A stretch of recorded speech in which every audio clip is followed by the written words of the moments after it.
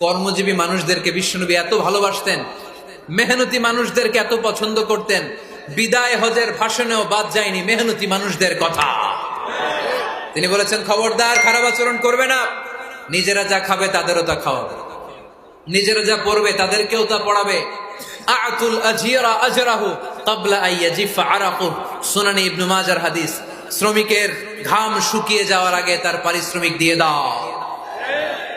আবার বিশ্বনবী বললেন, খবরদার, সালাসাতুন আনা খাসমুহুম, কিয়ামতের দিন 3 শ্রেণীর ব্যক্তির বিরুদ্ধে আমি আল্লাহ নিজে মামলা দায়ের করব।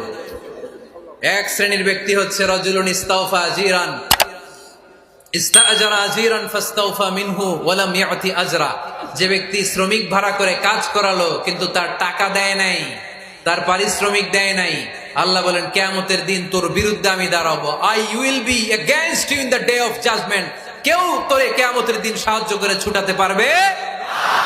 এজন্য খবরদার, শ্রমিকদের সাথে খারাপ আচরণ করবেন না। আবার শ্রমিক ভাইরাও যারা আছেন, আপনাদের ডিউটি যত ঘন্টা ঠিক তত ঘন্টাই পালন করতে হবে, তা না হলে কিন্তু আপনাদের উপার্জন হালাল হবে না। বিশ্বনবী সাল্লাল্লাহু আলাইহি ইসলামের সাথে বিশ্বনবী সাল্লাল্লাহু আলাইহি ইসলামের কর্মচারীর কি ঘটেছিল, এই ঘটনাটা বলেই আজকে আমরা শেষ করব। আওয়াজ করে পড়েন ইনশাআল্লাহ। আমরা অনেকে মাইক পেলে বড় বড় ভাষণ দেই, কাজের মেয়েদের সাথে খারাপ আচরণ করবেন না, শ্রমিকদের অধিকার, নারীদের অধিকার, বড় বড় এরকম বক্তব্য আছে না নাই? বিশ্বনবী শুধু শ্রমিকদের অধিকারের কথা বক্তব্যের মধ্যে সীমাবদ্ধ রাখেন নাই, ওনার ব্যক্তিগত জীবনেও এগুলো পাবেন। বিশ্বনবী সাল্লাল্লাহু আলাইহি সাল্লামের অ্যাপয়েন্ট করা শ্রমিক, ওনার দাস, ওনার কর্মচারী সাহাবীর নাম ছিল আনাস রাদিয়াল্লাহু তাআলা আনহু। কি নাম ছিল?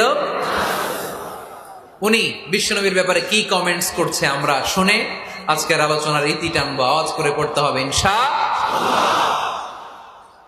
সাধারণত কর্মচারীরা মালিকের বিরুদ্ধে ভালো কথা বলে ইল্লা মাশাআল্লাহ। অনেক মালিক আছে অনেক ভালো, তাদের ব্যাপারে আবার ভালো বলে। সাধারণত কারো ব্যাপারে যদি আপনি তথ্য নিতে চান, আপনি তার ওয়াইফের কাছ থেকে তথ্য নেন, তার কর্মচারীর কাছ থেকে নেন, তার বাড়ির দারোয়ান থেকে নেন, তার ঘরের কাজের মহিলার কাছ থেকে নেন, তার ড্রাইভারের কাছ থেকে নেন, তাহলেই তার ব্যাপারে আসল সব তথ্য বের হয়ে আসবে। দেখুন বিশ্বনবীর কর্মচারী বিশ্বনবীর ব্যাপারে কি বলে। সাহাবীর নাম সবাই বলতে হবে, সাহাবীর নাম রাদিয়াল্লাহু তাআলা আনহু। উনি বললেন, বিশ্বনবী যখন মক্কা থেকে মদিনায় হিজরত করলেন, হাজার হাজার মদিনাবাসী বিশ্বনবীর সাথে দেখা করতে গেল। যারাই দেখা করে সবাই বিশ্বনবীর হাতে কিছু না কিছু হাদিয়া দেয়, যারাই দেখা করে হাতে করে বিশ্বনবীর হাতে কিছু না কিছু দিয়ে দেয়। সুবহানাল্লাহ পড়ে। তাহাদাও তাহাব্বু, একে অপরকে হাদিয়া দিবেন, মহব্বত বাড়াই দিবে কে?